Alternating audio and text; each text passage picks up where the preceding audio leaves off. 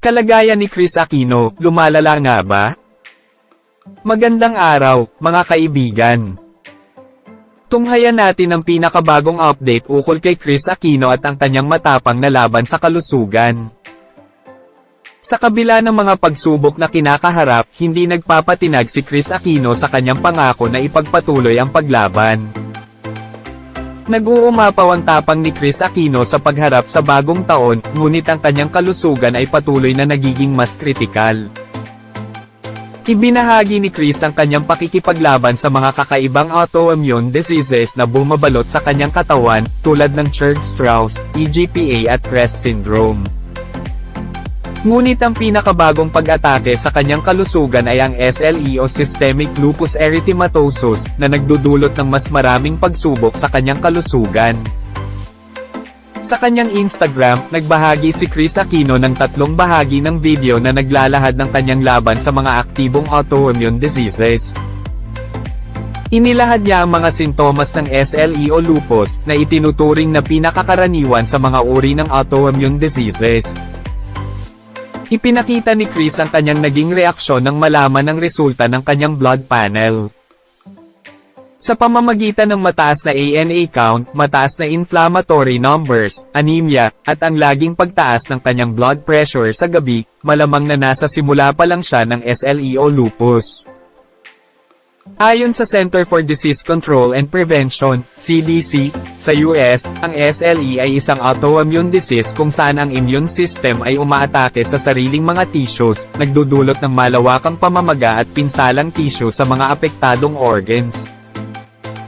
Sa kabila ng masalimuot na kalagayan ng kanyang kalusugan, ipinangako ni Kris sa kanyang mga mahal sa buhay na hindi siya magiging mahina sa kanyang pagpapagaling.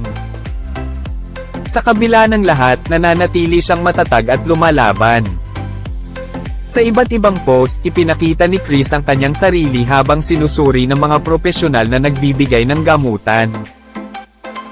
Isa itong espesyal na paliwanag at sagot sa mga tanong ukol sa mga pagsubok na dinaanan niya dahil sa kanyang autoimmune diseases. Noong Agosto ng nakaraang taon, inilabas ni Kris ang kanyang pag-asa sa paggaling sa kabila ng masakit na mga pagsusuri. Bagamat nasa tamang direksyon na siya patungo sa remisyon, inaamin niyang mahaba pa ang kanyang tatahakin na landas.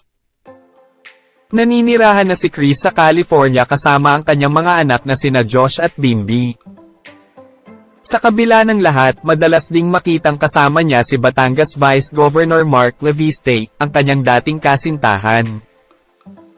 Sa paglalakbay ni Kris Aquino sa gitna ng kanyang kalusugan, mapapansin natin ang tapang at determinasyon na bumabalot sa kanyang pagkatao.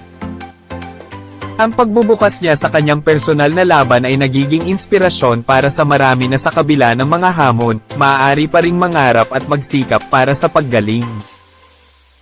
Hinihikayat natin ang bawat isa na maging maligaya sa mga maliliit na bagay, at isabuhay ang tapang na ipinapakita ni Kris sa harap ng kanyang mga pagsubok. Ang pagkakaroon ng pag-asa at pagmamahal sa sarili ay mahalaga sa panahon ng kahinaan.